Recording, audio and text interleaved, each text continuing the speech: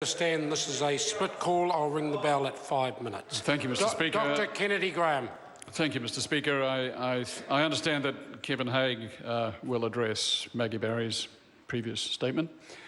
This budget commits the greatest of all possible mistakes a budget can possibly make. It misjudges the future.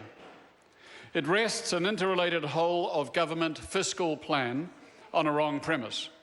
Mr. Speaker, get the premise wrong and everything that follows is wrong. Let me explain how that has come about. In introducing the budget last week, the Minister said he was presenting a healthy set of accounts with rising surpluses and falling debt. The Budget at a Glance booklet contains the 2016 highlights. What are they? There are 5 principal highlights and 4 secondary. The principal ones are growth, innovation, infrastructure, social investment, and health. The secondary ones are education, housing, justice, and, wait for it, the environment. Within environment are 3 component parts: fresh water, pest control, and the ETS. The ETS contains 1 policy measure, restoring the 1-for-1 surrender obligation. That, sir, constitutes the sum total of the government's budgetary planning on climate policy. Of what significance is this? MFE calculates it will shave 0.7% off our emissions in 2030. Bravo. Within the margin of error. This relegation of climate policy to the last of 45 highlights, with no perceptible effect over the longer term, shows the misguided worldview that I mentioned. What should the Minister have done instead? He should have placed the 2016 budget within the context of a future carbon price. He started off optimistically, quote, "I recall our first budget delivered in difficult times with Treasury forecasting never-ending deficits and ever-rising debt. Today, however, I can present a healthy set of public accounts."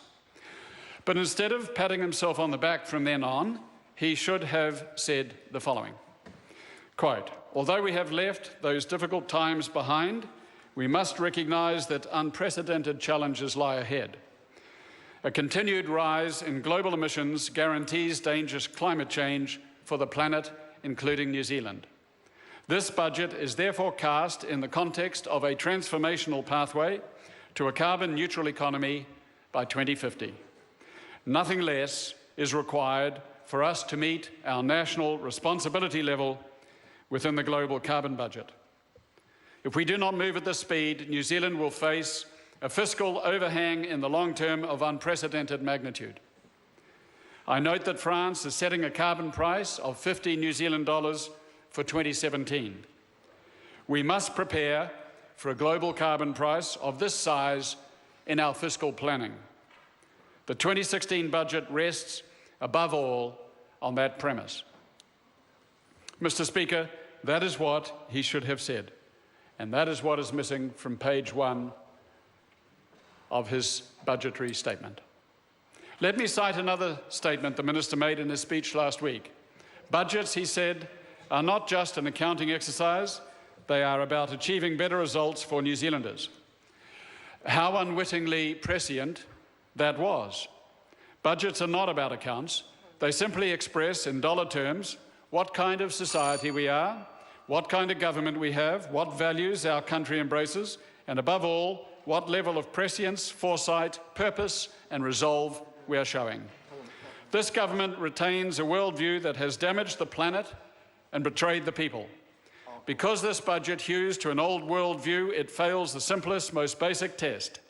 It presents an unhealthy set of accounts that appears stable and sensible and pragmatic and balanced on the surface, but which, in ignoring the real cost of carbon, is dangerously unstable, lacking in sense, fails the test of pragmatism, and loses all sense of intergenerational balance. In concluding his budget speech, Bill English claimed the government takes a long-term view of its stewardship. We commend the Minister for aspiring to take the long-term view. We condemn him for failing to do that in any way that can be seen as realistic, pragmatic, and sensible. Thank you very much.